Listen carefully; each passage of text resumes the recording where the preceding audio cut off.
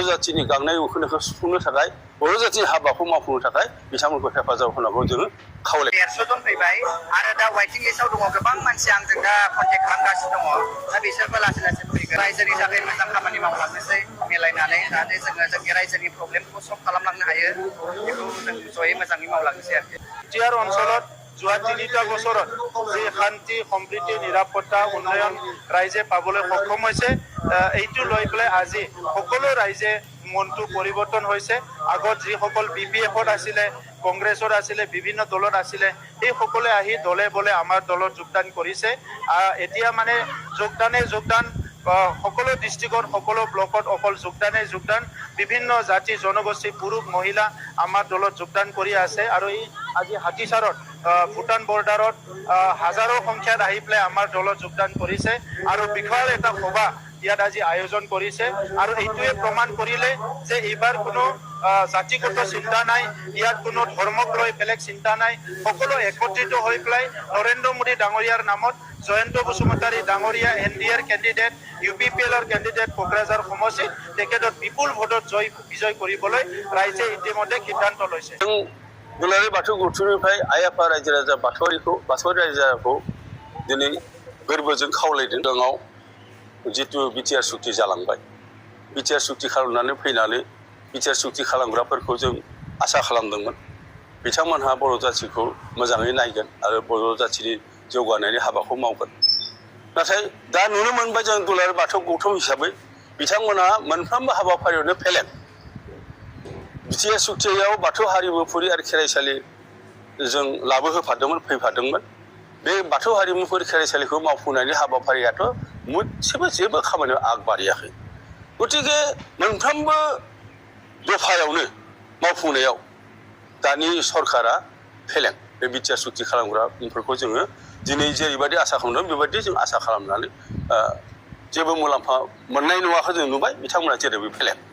बेनिखायनो बर' जाथिनि थाखाय जाय गांनाय उखैनायखौ बुजियो बर' जाथिनि हाबा मावगोन बायदि जों जाय हान्जाखौ नुदों दा बिथांमोनखौ जोङो आइ आफा रायजो राजाखौ खावलायगोन बिथांमोनखौ जाय बर' जाथिखौ नायगोन बायदि बेबायदि हान्जाखौ समर्थन होनानै मुल्यबान भटखौ जाहाथे फेलें थाङा बेबायदि जाहाथे भट होयो बेबायदि जों खावलायगोन।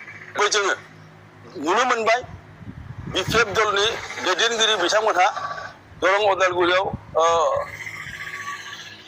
दुर्गादास बर'खौ होदों आरो क'क्राझार समस्तियाव खाम्फा बरगयारिखौ होदों।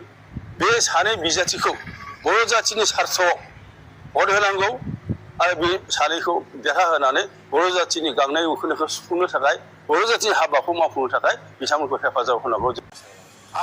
जोंनि भटआ आङो सिगाङाव सानदोंमोन थाना-थानि 5,000 6,000 देरहागोन सानदोंमोन खिन्थु एबाराव जोङो 1.5 लाखसो भट बांसिनानो देरहागोन। खारन UPPLनि दाखालि नाद्दानि मिटिङाव 20,000बो जायाखैनो। नाद्दाया ओरैबायदि हाथाय अहेनानै मेगनजों नायनानै प्रमद बर'खौ ज'सो होलायदों जाहैदों। बेलासियाव आं नुदों बथल लानानै जौ लोंलाबायनाय।